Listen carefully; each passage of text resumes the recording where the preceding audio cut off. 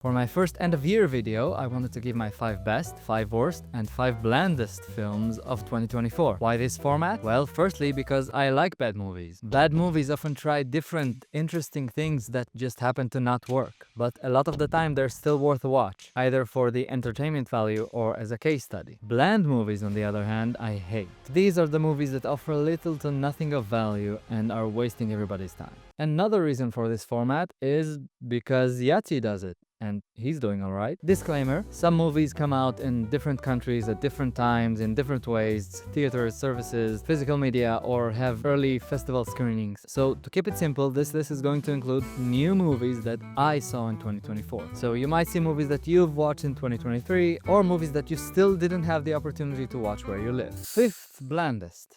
Have you ever heard the story about how Toy Story 2 was originally supposed to be a straight-to-DVD movie? But while making it, Pixar realized they have something really special on their hands and they just have to release it theatrically? Well, by that logic, somebody at Pixar should have realized that with Inside Out 2 they have something so unremarkable on their hands that they just have to release it straight to streaming. Fifth worst. 2024 brought us a 1-2 punch of ambitious flops. An anti-Barbenheimer, if you will, where the two movies played at the same time and the trend was to not go see either of them. Well, I did, and I actually enjoyed Megalopolis quite a bit. It left me confused more than anything, but I'm not ready to call it bad, which is one of the reasons I came into Joker 2 Folie à Deux, very much wanting to like it. But it was so busy patting itself on the back for subverting expectations that it forgot that when you subvert expectations, you're supposed to replace the thing that the audience was expecting with something as good or better. It started off alright, I didn't mind the singing. It was just very lame that most of these were dream sequences. And I get why they wanted to do it that way, but that's exactly the problem. For a movie that's all about subverting the previous movie, it sure spends a lot of time talking about it. The Last Jedi subverted expectations. Some say for the better, some say for the worse, but at the very least, it did its own thing. It wasn't 2.5 hours of everybody talking to Luke about the time he blew up the Death Star, referring to a hologram movie they did in-universe about the events of the last movie, and have all the characters argue if that movie was good or bad. I was a character in that awful TV movie they made, and then all these people.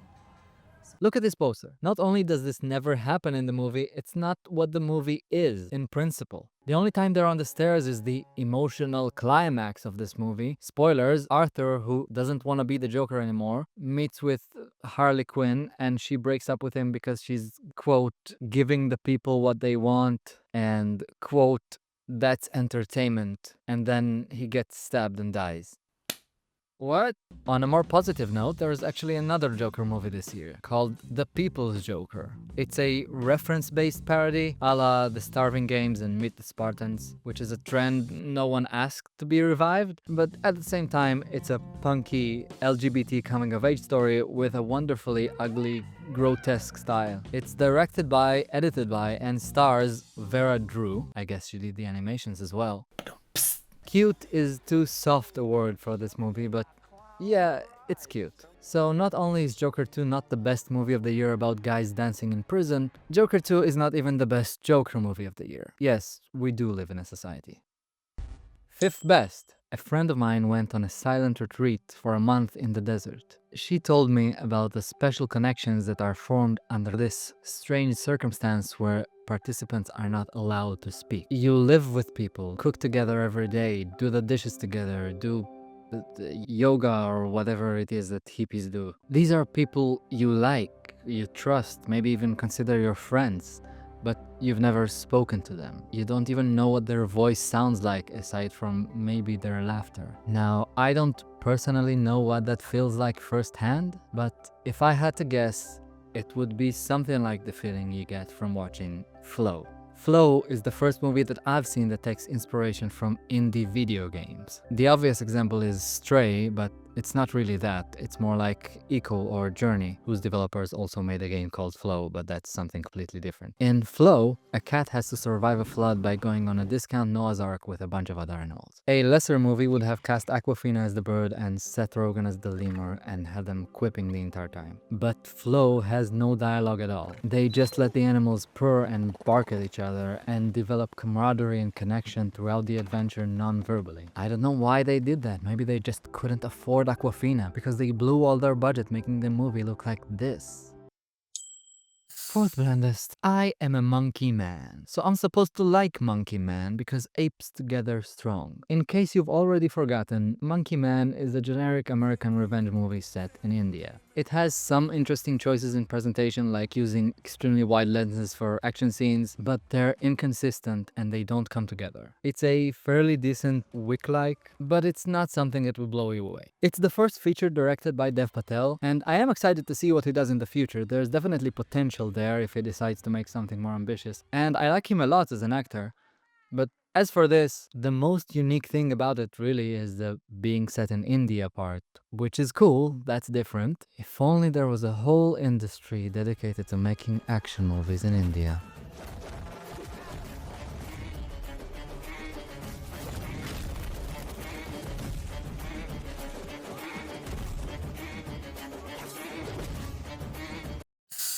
Fourth worst. In 2023, Netflix disabled their native PC app and replaced it with a fake app that's actually a browser that goes to netflix.com. This was an anti-piracy measure, you see? Despicable pirates found a way to use the PC app to rip Netflix content and post it online for free. So Netflix got wind of this and disabled the app, which meant their paying PC users now have a much worse experience that lacks major features and streams at a lower quality, which drove them even harder to get the content from pirates who found a way to rip Netflix movies anyway. In 2024, Netflix has one-upped their anti-piracy measures by not releasing any interesting movies that anyone would even want to waste hard drive space on. The only reason I still have Netflix is because my parents do, and Netflix want to cancel that feature too. The only Netflix exclusives I watched this year was one Woman of the Year, Woman of the Hour, which I didn't even see on Netflix because I got my hands on press tickets for it. Thanks Netflix, by the way. And 2+3, Rebel Moon, Part 1, A Child of Fire, and Part 2, The Scargiver. Or actually, Chapter 1, Chalice of Blood, and Chapter 2, Curse of Forgiveness. Because somebody heard people nowadays like to watch movies with subtitles and got the wrong idea. No, I did not see the original versions. Yes, I did watch the director's cut version that add 2 hours, oh my god. Because I know Snyder's shtick by now. Of course the originals were panned. Obviously, this is what he does. He needs a gigantic budget, so he promises the studios a PG-13 cut that's a digestible length, and then later he releases his R-rated Epic Director's Ultimate Edition, whatever, that's longer than the rule of the Shang Dynasty over Eastern China, and that's the actual movie. I know not to watch Zack Snyder movies on release because I am actually a Zack Snyder fan. And it's as a Snyder fan that I say this is the worst thing that he's ever made. It has moments, but they feel out of place. It's brimming with style, as usual, but you can't get into it because even the actors can't get into it. They cannot say this dialogue with a straight face. This bottle is my only true comfort from that hell. Now please, leave me. There are 100 characters and they each get a flashback origin sequence and all their origins are basically the same. It's variation after variation of the Empire killed people I love. At one point in the second chapter, this one guy goes, okay, there's a big fight tomorrow, so if you didn't tell us your origin story yet, now's the time. And then they go around the circle, each presenting their own unique remake of the previous guy's short film about how the Empire murdered their parents. If you don't know, the story follows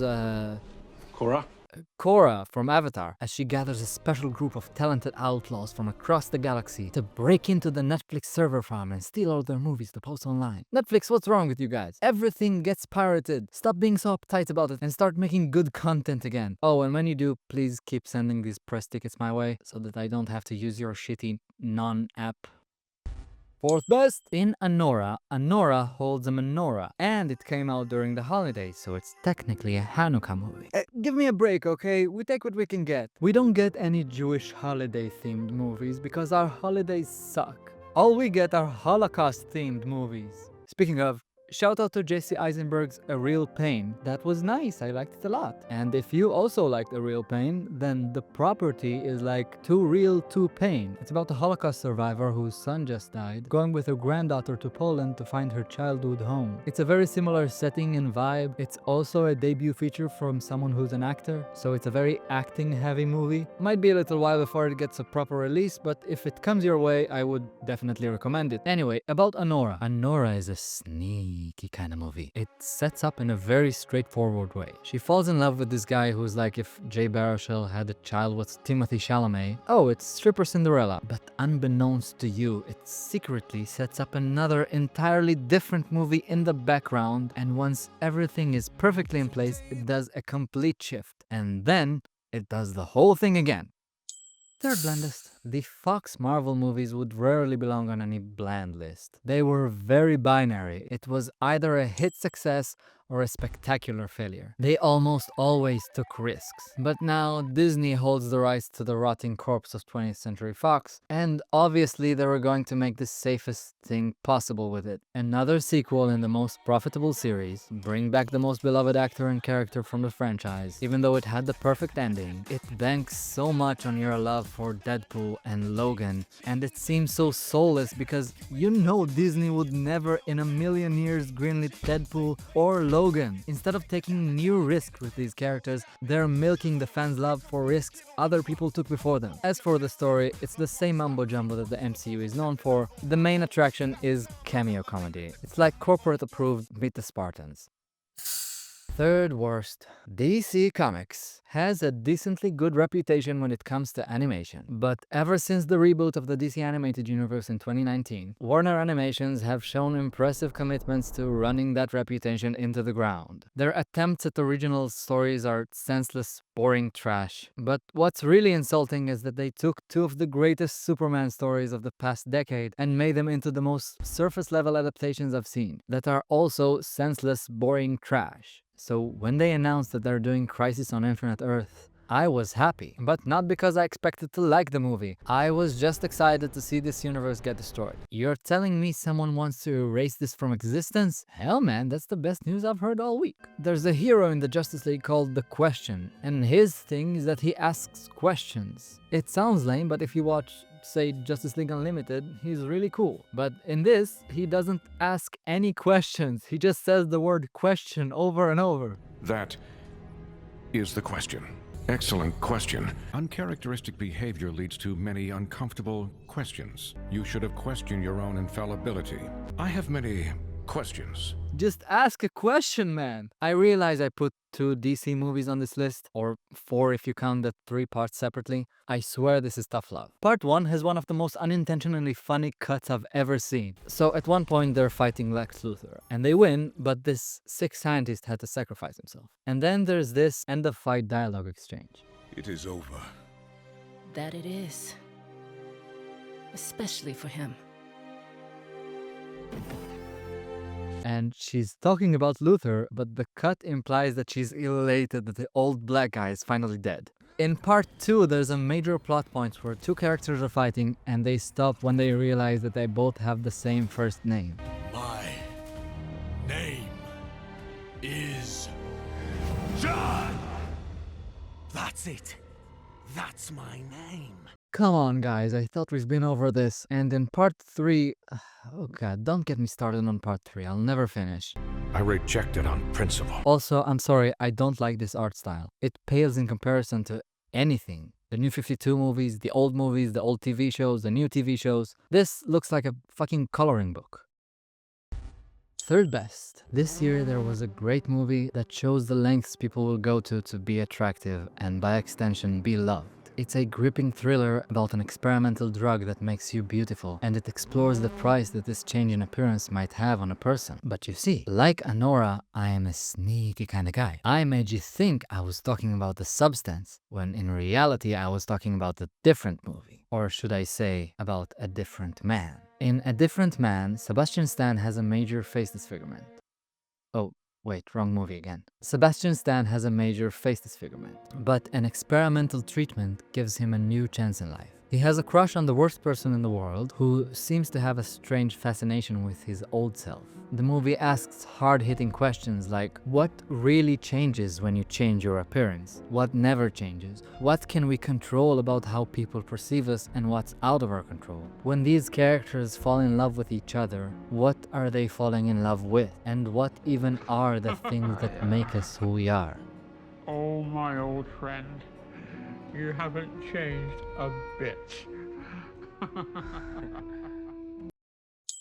Second blandest. Look, it's fun to fill the blandest list with big blockbuster movies. But to be fair, if you watch enough festival movies, you start to see there are repetitive formulas there too. There were plenty of mediocre movies that I won't mention, but one movie that felt especially generic was 20,000 Species of Bees. It tells the story of this kid who's called Aitor and then Coco and then Lucia in a transition from Man to woman. From penis to vagina. and the main obstacle is that her parents don't accept it, but her grandma, who's a beekeeper, does. Not to say that trans people don't have any problems and they don't deserve the stories told, obviously. But this movie offered nothing beyond its message. It's a mind-numbing collection of cliches. Side note, I can't think of a movie about a trans man Woman to men. from this year or at all. What's up with that? And what's up with a grandma character killing a bee live on camera? Why? Maybe it's just my pet peeve, literally, but I hate it when people kill or hurt animals for art. There was no point to that scene at all. Even if it was important, you could have just had it happen off screen, cut to her face or something. Did you really have to actually kill that poor bee? Even in the movie To Kill a Bumblebee, they didn't actually kill a real bumblebee. Why did you think it was worth it for you and your meh movie?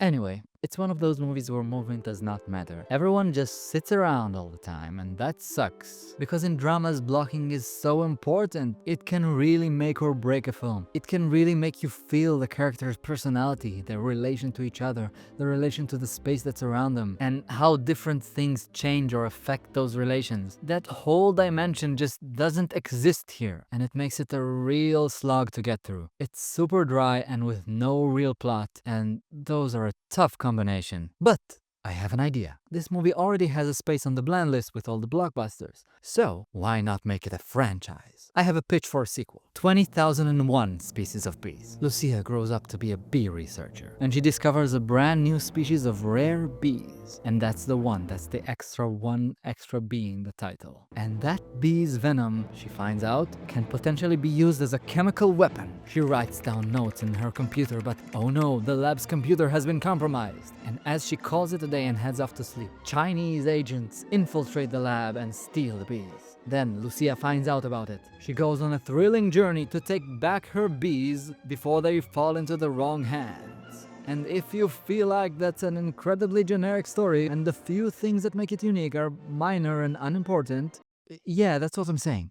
Second worst. I saw a few French sci-fi movies this year, which is unusual because I didn't realize the French know what science fiction is. I thought they only knew surrealism, piece-of-life movies, family comedies, eating snails, and burning down Paris. But you learn something new every day. Mars Express was excellent, very Blade Runner-y with interesting characters and a compelling plot. I also saw one that's called Meanwhile on Earth. That was pretty good, kind of a twisted dark thriller about this woman getting blackmailed by aliens. Check these ones out if they sound like your thing. But the third one I saw was The Empire, or L'Empire. It's about this small town in France that becomes a fighting ground between two opposing galactic forces. Now when I say it like that, it might not sound that bad, but it is. It's like if an alien came down to Earth, saw Star Wars Episode 9 The Rise of Skywalker, Twin Peaks, and Rosetta, and then decided to make a parody of Earth films.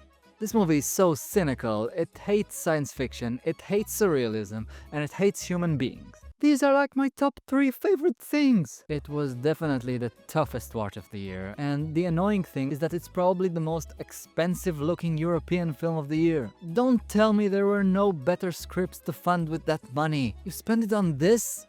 A Rey Kylo Ren romance that's cringier than the original? I didn't think it was possible, but they did it. Second best. Hundreds of Beavers is a movie I could watch hundreds of times. Like Flow, it tells its story visually, and like Flow, it takes some inspiration from video games, but this time not from cutesy indie games, but from insane sandbox games like Zelda Breath of the Wild. If the new Zelda movie has scenes like this, where Link calls a bird to operate this device that pulls him across the country so that he can get wolf skins to trade for a better weapon, I will actually watch it. Comparing hundreds of beavers to 20,000 species of of bees proves undoubtedly that more animals does not necessarily equal better movie. We talked about movement. This is a movie where movement is absolutely everything. We talked about animal abuse. If you look closely, you can see that these are not actually real beavers, but trained stunt people in costumes. Every animal in this movie is some kind of costume or puppet. It's so whimsical. Every idea that this movie introduced starts simple and then gets more elaborate over time as it is used in tandem with the other ideas in this massive ecosystem. And you get to see Gene Kayak master this ecosystem and grow from a homeless loser in his underwear to a beaver fighting god. It's slapstick at an Olympic level. What I'm saying is, you should give a damn about this movie. You get it? Dam? Like beavers build a dam. Blandest movie of the year. Look, I'm a Jew. I don't need a reason to hate Nazis. But The Gentleman... No. The League of Extraordinary Gentlemen? The Ministry of Ungentlemanly Warfare is the movie that tries the least to give me one. The Nazis barely do anything evil in this movie. Mostly they just sit around telling jokes or go to parties with their friends. And then Henry Cavill comes in and massacres them all. You almost feel bad for them. It's supposedly based on a true story of the real spy that was the inspiration for James Bond. But Bond is probably closer to reality than this. It does the thing in the end where it reveals the photos of the real people.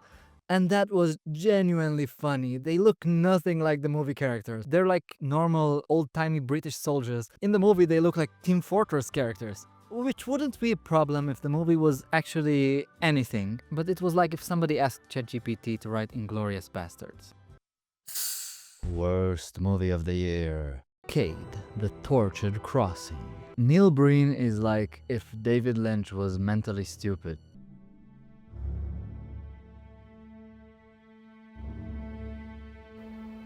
The only way of finding the limits of the possible is by going beyond that into the impossible. Fucking morons everywhere. David Lynch has sadly passed away recently, Good night, sweet prince. but Neil Breen is still alive. He's been making movies for 2 decades now. They are always incomprehensible, and he always casts himself as like the best spy in the world, or a god that descends from heaven, or this time as identical twins that were raised by AI aliens, and one of them turned out good and the other turned out evil. This is actually a sequel. He already played these characters in a previous film. The good twin is called Cade, The Tortured Crossing. He's a rich philanthropist superhero. I just had to kill a gang of 10 kidnappers by myself using my superpowers. And the evil twin is called Kale. Kale. He has a beard and wears a hoodie, so you know he's evil.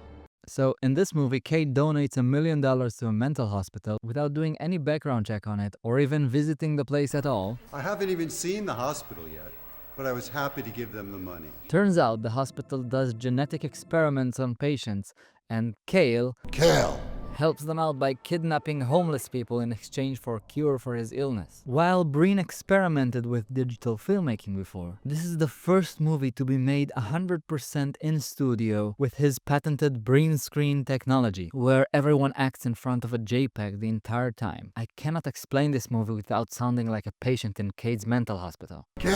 Cade has a pet white tiger that turns into a woman, and he visits an ancient AI stone in a cave. Neil Breen uses the word AI more loosely than fucking Apple. Kale completely forgets who he is. Who am I? And then remembers immediately in the next scene. There's a scene where a patient gets up from his wheelchair and walks out. Then another guy comes in from out of nowhere and slams a keyboard on it, starts playing like they're in fucking cop rock. Hit it. And then everyone has a dance party, and then they train in Kung Fu, and then they grow wings. I am the winged warrior. What the hell? Objectively, this is the worst movie I've seen this year. But I had a lot of fun. Kale, you come to right about here. Best movie of the year? 2024 was a year for animation. I feel like there were 200 animated movies this year, and that's not even counting 200s of Wolves, which was also an animated movie from this year. I already talked about Flow, I mentioned Mars Express, Inside Out, there was a Looney Tunes movie, there was a Despicable Me, a Lord of the Rings, Transformers. Garfield was the only movie this year to not have the title on the poster. You know who this motherfucker is. The movie. Moana was this year, Mufasa was animated even though Disney denies it. Mustafa was also this year. Kung Fu Panda from the studio that brought you The Wild Robot, which is a quipping animals movie, but that's actually one of the better ones I mentioned. Wallace and Gromit was very good. There was a bunch of stop motion. There was a movie called Stop Motion, but that was live action. The Most Precious of Cargos is absolutely fantastic. Should have been nominated instead of Inside Out, if you ask me. Kensuke's Kingdom looks great. I didn't see it yet. A lot of Japanese movies that I still want to catch up on. I did see Look Back. That was a rare example of a movie that's too short for what it was and could have been greatly improved by expanding on the ideas it presented. Nevertheless, as it is, it's still amazing. But my favorite animated movie of the year, and my favorite movie of the year, period, is Memoir of a Snail. Adam Elliott made the best movie of the year using only one animal in the title. The last movie he made was Mary and Max 15 years ago. That's one of my favorite movies of all time. And Memoir of a Snail is at the same level. It might even be better, I don't know yet. The art direction is stunning. The characters are charming. The story is heartwarming. The dialogues are clever and poignant. And the music is the music. I cried tears of sadness and tears of joy and tears of life all at the same time. I don't want to say anything else. Watch the fucking snail movie. Thank you for watching. Tell me what you think in the comments. Is there anything I missed that should have been on one of these lists? I have to stress that I didn't see every movie this year, so if there's anything you think is missing, that's the reason. If I had seen that movie that you're thinking about, I totally would have agreed with you. And for that reason alone, you should subscribe and hit the bell.